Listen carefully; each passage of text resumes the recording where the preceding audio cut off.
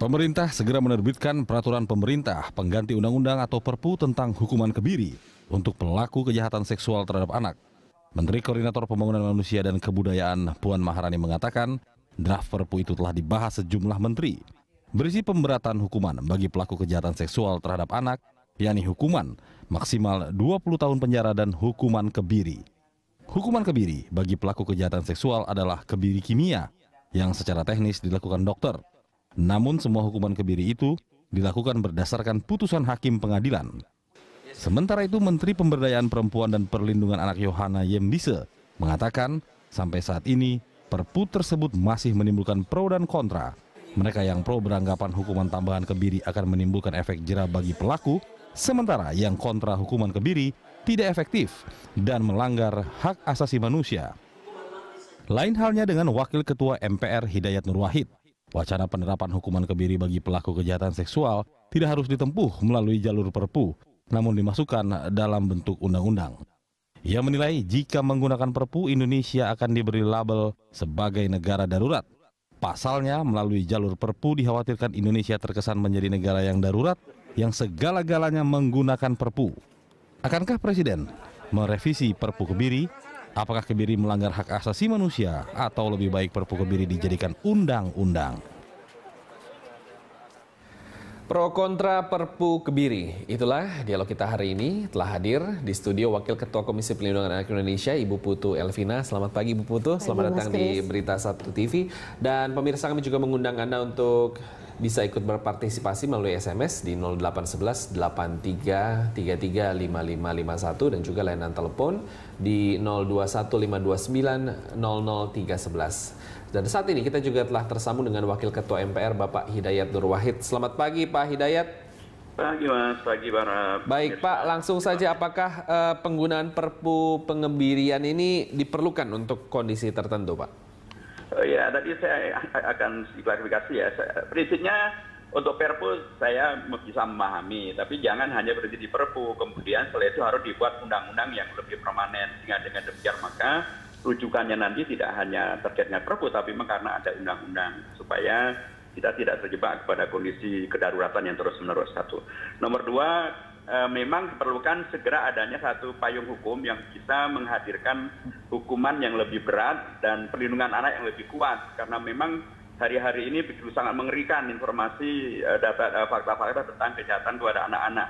Tadi ada informasi, tadi malam ada informasi 12 anak-anak di sekolah SD SMP memperkosa seorang temannya dengan dicekoki miras terlebih dahulu. Di Bogor anak 2,5 tahun diperkosa sampai mati oleh anak remaja atau pemuda tanggung di Bengkulu begitu. Jadi ini negeri yang sudah amat sangat horor, dan karena memang pemerintah harus segera hadir melaksanakan undang-undang pembukaan undang-undang dasar untuk melindungi seluruh tumpah darah Indonesia. Salah satu bentuk yang harus dihadirkan adalah memang harus ada produk hukum yang memberikan legalitas untuk hukuman yang lebih berat. Bahkan menurut saya lebih berat itu tidak cukup dengan kebiri, karena pengkebirian itu tidak terkait dengan masuk HAM-nya, karena mereka sudah melakukan pelanggaran yang luar biasa kepada para korban anak-anak itu. Terutama terkait dengan apakah memang kebiri itu adalah efektif untuk menghentikan kejahatan seksual ini. Karena tidak semua kejahatan itu dimulai oleh keinginan untuk melakukan kejahatan seksual. Mereka dimulai dengan mencokok dengan miras, ada yang dengan mabuk-mabukan, ada yang dengan narkoba. Jadi ini permasalahan yang tidak serta-merta hanya terkait dengan seksualitas. Karena sebelum-sebelumnya ada kejahatan yang lain yang juga harus mendapatkan perhatian yang sangat serius.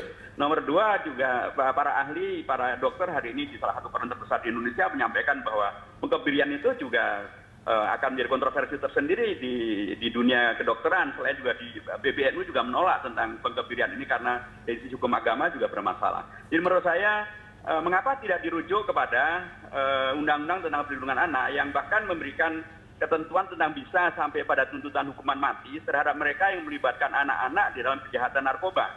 Anda bisa bayangkan sekarang, orang melibatkan anak dalam kejahatan narkoba bisa dikenakan tuntutan tertinggi yaitu hukuman mati.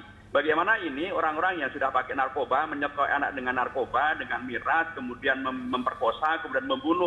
Berapa kali lipat kejahatan yang sudah mereka lakukan. Kalau hanya dengan kebiri dan 20 tahun, menurut saya rasa keadilan sama sekali tidak terpenuhi, dan tidak akan memberikan efek jera untuk menghentikan masalah kejahatan seksual terhadap anak-anak ini. Berarti undang-undang yang ada selama ini belum membuat jera pelaku kejahatan seksual, begitu Pak? Sangat tidak membuat jera, Pak. Anda bayangkan undang-undang itu sudah ada, kejahatan ini berlaku dengan amat sangat sadis tadi. 12 anak memperkosa satu anak, anak 2,5 tahun diperkosa, 14 anak memperkosa. Ini hal-hal yang amat sangat mengerikan dan negara harus segera hadir untuk menghentikan horor kejahatan seksual kepada anak-anak ini. Berarti harus ditambahkan hukuman mati, begitu menurut Anda?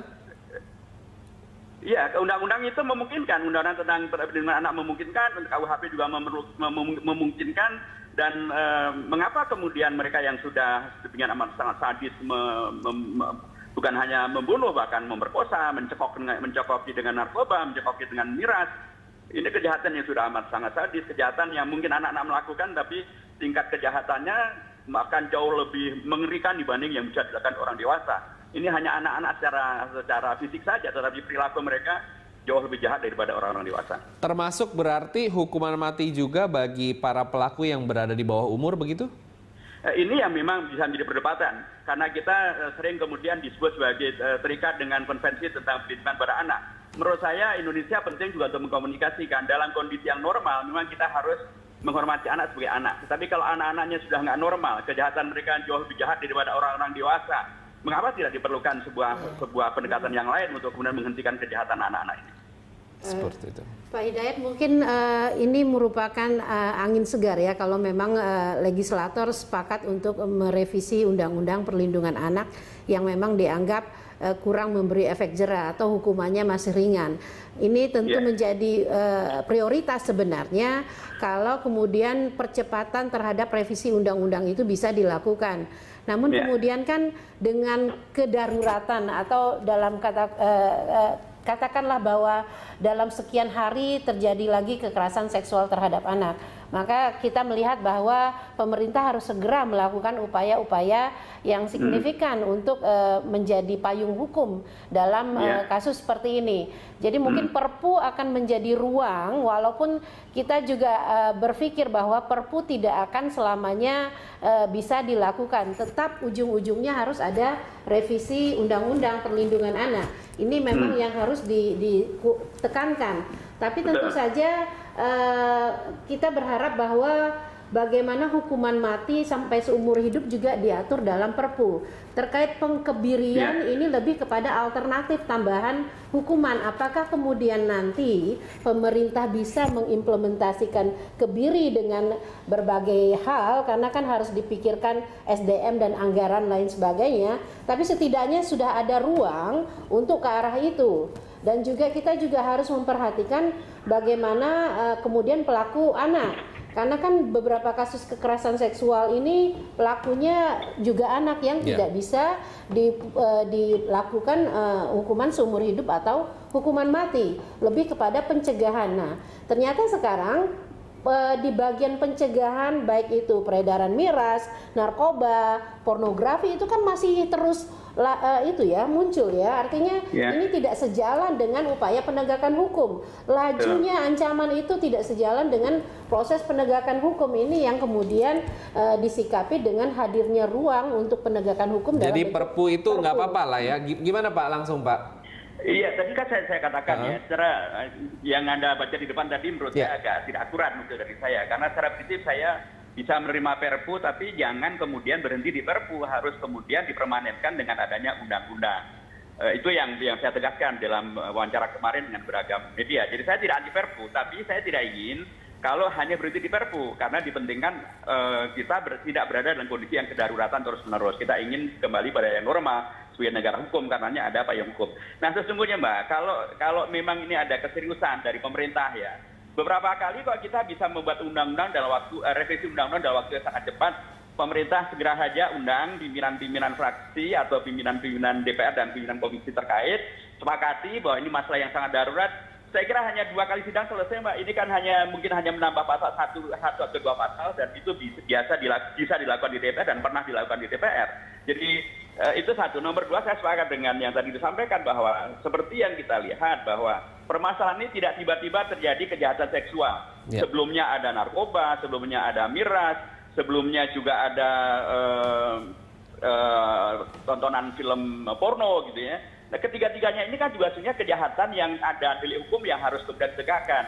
Nah, memang harusnya sekali lagi seluruh pihak betul-betul mempunyai kesadaran untuk menyelamatkan generasi masa depan kita dari kejahatan-kejahatan yang akan bisa menghadirkan Indonesia yang bisa kehilangan generasi karena dibiarkannya terjadinya miras, terjadinya narkoba, terjadinya film pornografi yang sekarang menyeru ada di mana-mana. Itu yang 12 orang yang memperkosa anak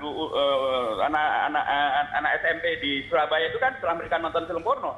Ini suatu hal yang sangat mengerikan. Jadi menurut saya memang semuanya dari hulu ke hilir, inilah yang mungkin dimaksudkan dengan adanya revolusi mental itu.